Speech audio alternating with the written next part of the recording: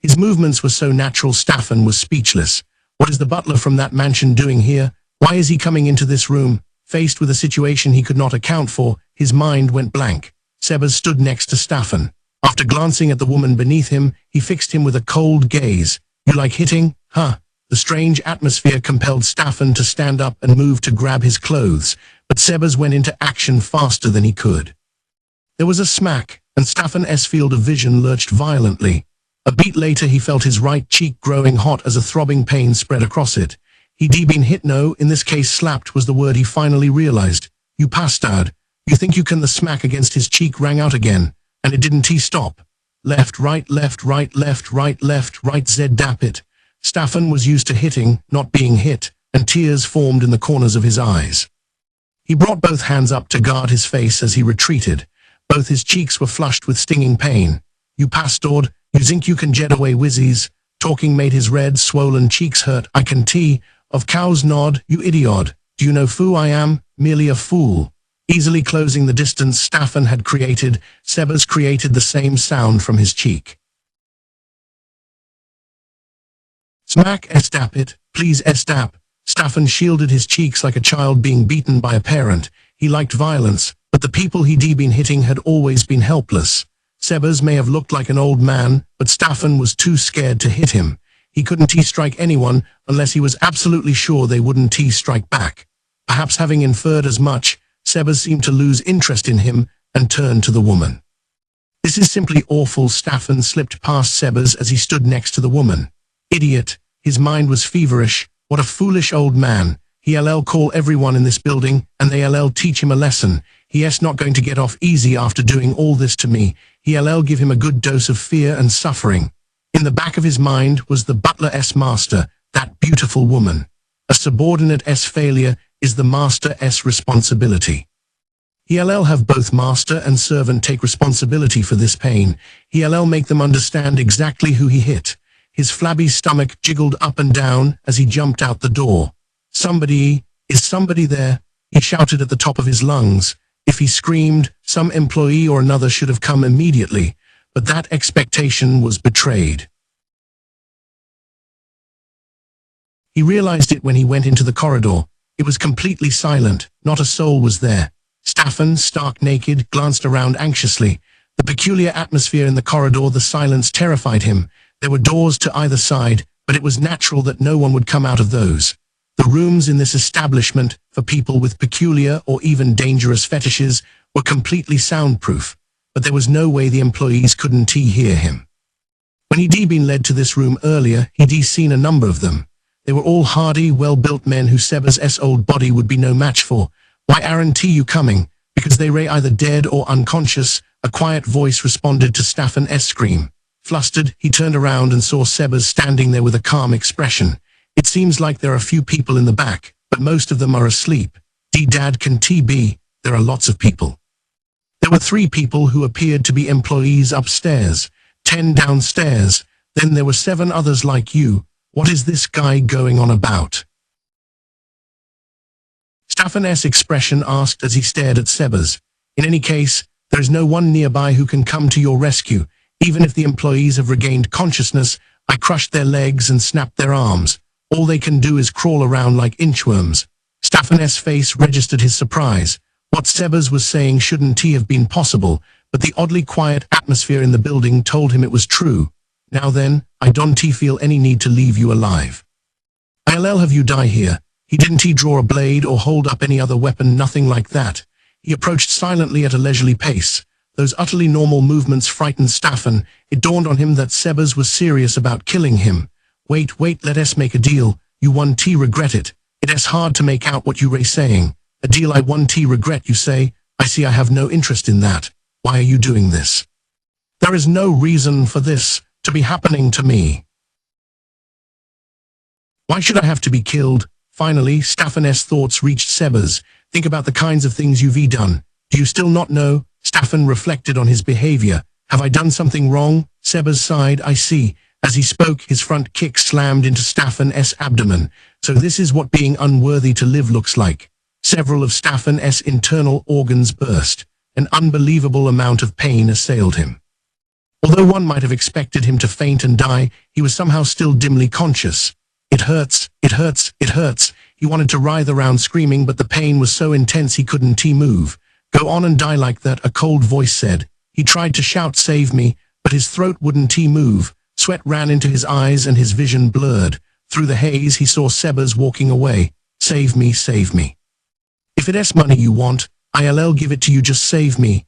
There was no longer anyone to respond to his voiceless pleas for help. Slowly, but eventually, Staffan died in the agonizing pain coming from his abdomen. 23 Late Fire Moon, September 12 p.m. Climb. I am going to kill the guys upstairs. We don't have anything to tie them up with. If they call for help, it'll be a pain. We could knock them out, but as long as there's a chance they'll wake up, it's going to be dangerous to take control of this place. We know so little about it. What's wrong? It's nothing. Climb shook his head and cleared away his anxiety. His heart was pounding as if he'd been sprinting at full speed, but he did his best to ignore it. Please excuse me, I am all right now. I can go anytime, are you sure? It seems like you got your game face on. You'd been acting a little weird since we got here, but now you look like a warrior. I understand you're nervous. There are powerful enemies here who you can beat as you are now. But don't worry, I am here and so is Sebas. You focus on surviving for the one who keeps you going.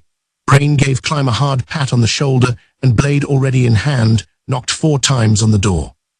Climb gripped his sword tightly. They heard someone clomping over and the sound of locks turning. There were 3 of them. The moment the door began to open, Climb acted according to their plan. He yanked it as hard as he could. Brain rushed the man faster than he could raise a puzzled shout. Climb heard the sound of flesh being severed and the thudding of something crumpling to the ground. He jumped in a moment later. Ahead of him, Brain was cutting down their second opponent. There was one other man in the room with a short sword and leather armor. Climb closed the distance between them in one swoop. What's with you, you little brat? The man panicked and tried to stab Climb with his short sword, but Climb parried it easily. Then he brought his sword down from overhead in one swift motion. The man tried to block it with his short blade, but it was certainly not going to take the weight of Climb's entire body in that heavy blow. Climb's sword knocked away his opponent's weapon, sliced into his shoulder, and came out near the base of his neck. As the fallen man groaned in pain, a profusion of blood spread across the floor. There was so much blood that one might wonder where it had all come from. The body jerked and twitched before lying still in death. Climb judged it to be a fatal blow. He kept his momentum and forged ahead into the room while still on guard. There were no enemies lurking to bring their swords down on him. He heard Brain racing up the stairs to the second floor behind him. All that was in the room was commonplace furniture.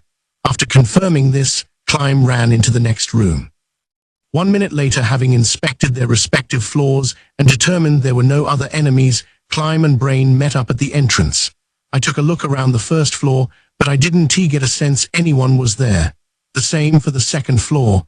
There weren't even any beds, so no one spends the night here. There must be a secret passageway to the place where people sleep. Did you find it? I doubt it would be on the second floor, but nah, I didn't see anything that looked like a trapdoor. But if what you said is right, then it's down here. Climb and Brain exchanged glances and then examined the room. Climb didn't have any thief skills, so he couldn't discover a hidden door by glancing around. If he had a fine powder-like flour and some time to thoroughly search, he could have found the door. He would have sprinkled the powder around and blown on it. The powder would have collected in the door's crack and made it easier to find. But he didn't have any powder, and he didn't have any time to scatter it, so he took some magic items from his pochette. They were small handbells he'd received from Gagarin of the Blue Roses. It's dangerous to go adventuring without a thief, but sometimes you just have to, she said to him. At times like those, having these will make a big difference. He considered the pictures drawn on the outer surfaces of the 3 bells and chose the one he needed. It was called the Bell of Secret Door Detection. As Brain watched him with intense interest, he rang it once. A clear tone, audible only to the owner of the item, echoed throughout the room. Responding to the bell, one corner of the floor began to glow a pale blue. It blinked as if to say, here's the trapdoor. Wow, that's a handy item. Everything I have is for making me stronger or to use in combat. Isn't that normal for a warrior, though? A warrior Climb moved away from Brain and his wry grin. He remembered the location of the reaction and took a spin around the rest of the room. The effect of the item's magic lasted only a set amount of time. He needed to investigate as thoroughly as possible before it wore off. He circled the area, but there was nothing besides the first spot. All they had to do now was open the trapdoor and sneak inside. Climb squinted at it, then he sighed and took his bells back out. This time he chose one with a different picture on it and rang it like the other one. The tone was similar to the first S, but different. It was the bell of trap removal. He was being very careful. Climb didn't have the ability to detect and disable traps, nor did he have any means to escape one were he to get caught. If they had a caster with them, they could treat him if he got hit with paralysis or poison. But he and Brain were only two warriors. Climb once heard there was a martial art that granted temporary immunity to poison, but he didn't know it, and he didn't have an antidote. He had to consider himself out of commission if he got a bad status. A case like that called for using a magic item without hesitation, even if it could be used only a limited number of times per day. There came a heavy clank from behind the trapdoor. Climb stuck his sword in the door's gap and pried it open. One big corner of the wooden floor came up and clapped down onto the other side. There was a crossbow attached to the underside of the door. The tip of its quarrel shone in the light, reflecting it in a strange way, different from the way plain metal would. Climb changed positions and stared at the crossbow. A highly viscous liquid was slathered on the tip of the bolt. It was almost certainly poisoned. If they had carelessly opened the door, they would have been shot with poison. Climb exhaled with a bit of relief. He tried to see if he could take the crossbow off the door. Unfortunately, it was attached pretty well. He would have needed tools to remove it. Giving up on that, he peered past the door. A fairly steep staircase led down, but he couldn't see where due to the angle. The stairs and their surroundings were solidly built out of stone. So what are you going to do? Wait here? I am not very good at indoor combat. If possible, I'd like to go down and take up a position in a more spacious area where it would be easier to fight, if there is one. In a one-on-one fight, it's to your advantage to wait at the top of the stairs, but if you end up fighting here, I might not be able to hear the commotion from farther down. And if reinforcements show up, maybe we should skip that idea. Want to go together then? Yes, please, I'll go in front. Follow me, but keep a little distance. Understood. About the item I used to remove the trap, I can use it up to 3 times per day, but not in a row. I have to wait 30 minutes before I can use it again, so we can rely on it. Gotcha. We'll be as careful as possible. If you notice anything, let me know. With that, Brain stepped down into the staircase. Climb followed behind him. Brain descended step by step, tapping each one with his katana first, just in case. At the bottom of the stairs, the floor was well laid with cobbles. The walls were also fortified with stone. Several feet ahead, they could see a wooden door with iron reinforcements. Brain didn't really think there would be more than the crossbow booby trap on this emergency escape route. But he heard too many stories about heavily armored warriors being rendered helpless by a single pitfall. He definitely had to avoid that. It was only a short distance, but Brain took his time, stepping cautiously to reach the door. Climb stood by at the bottom of the stairs so he wouldn't get caught up in an accident. First, Brain poked at the door with his sword. After a few times, he seemed to make up his mind and grabbed the doorknob. He turned it. Then he stopped moving. Climb was worried something had happened. Brain turned around and said pathetically, "It's locked." Of course it was. It made sense for the door to be locked. Do you have any way to open it? If not, we can break it down, but I do actually. One moment. Climb rang the third handbell at the door. They heard the faint noise of the latch opening, powered by the bell of unlocking. Brain turned the knob and opened the door slightly to peek inside. There's no one here. I'll go in first. Climb entered after Brain. It was a large room. Around the edges, along the walls, were cages and wooden boxes big enough to fit a person inside. Was it a storage room? It seemed a little too big for what was there. Across the room was a door that didn't have a lock. Climb strained his ears and heard noises. They sounded like a faraway commotion. Brain turned around and asked Climb, "How about here? It fits the bill for space, but you might end up having to fight multiple enemies at once. If a group shows up, I'll open the entrance door and fight near the stairs." "Okay, I am going to take a quick look and be right back. Don't die, Climb. I want you be careful too. Do you mind if I borrow those items? Of course not. I am sorry I didn't offer. Climb handed all 3 bells over to Brain. Brain tucked them into a pouch on his belt. Then with proper warrior-like bravery on his face, Brain said, "Okay, I am going in," and advanced deeper into the brothel. Climb was now on his own. He looked around the room. First, he checked to make sure no one was hiding in the shadows of the wooden boxes. He also checked for secret passageways. It was only a warrior-esque search in the end. It didn't seem like there were any hidden doors. Next, he examined the countless containers. He wanted to acquire some information about other 8 Fingers facilities besides this one, if possible. If there were smuggled or otherwise illegal goods here, that would be great. A general search would be done after they occupied the building, of course. But he figured he should investigate as well as he could on his own first. There were large boxes and small ones. He decided to approach the largest. It was probably almost 7 feet to a side. He inspected it to make sure it wasn't booby-trapped. Climb had no searching abilities, so he couldn't even pretend to be a thief. He put his ear to the box and listened. He didn't think anything was shut inside it, but there was no telling what could happen in an underworld place like this. It was possible they were smuggling some kind of animal. Unsurprisingly, he didn't hear anything. Next, he moved to take off the lid. It didn't open, it wouldn't budge. He scanned for something like a crowbar or a poker. From his quick investigation, it didn't seem like there were any tools like that in the room. Oh well, he tried the next box. It was about 3 feet to a side. This one opened with no trouble. There were all sorts of clothes inside. These ranged from simple sack dresses to garments fit for the daughters of nobles. What is all this? Is something hidden under all these clothes? Doesn't look like it. Is it spare clothing? This is like a Labora-S outfit, and here is a maid uniform. What the heck is this? Climb racked his brain. He was unable to figure out what all the clothes could be for. He picked up a piece. It seemed utterly normal. If crime was involved in some way, the only thing he could think of was that they might be stolen, but that wasn't evidence that would let them take out the brothel. Deciding to leave alone things he didn't understand, he moved on to the next box. It was as big as the first. Then a loud bang suddenly echoed throughout the room. There was no way. He searched every corner and made sure no one was there. Then he had a realization: what if someone using invisibility had been here from the very start? Climb shivered at the thought and whirled to face the direction the noise had come from the unopened 7-foot box. One side was flush against the wall. The side opposite had come off. The exposed contents were not cargo, but 2 men. In the back was a tunnel. Should have been a wall, was actually a hole. The wooden box, of course, connected to a secret passageway. Climb blinked furiously in genuine surprise as the 2 men came out.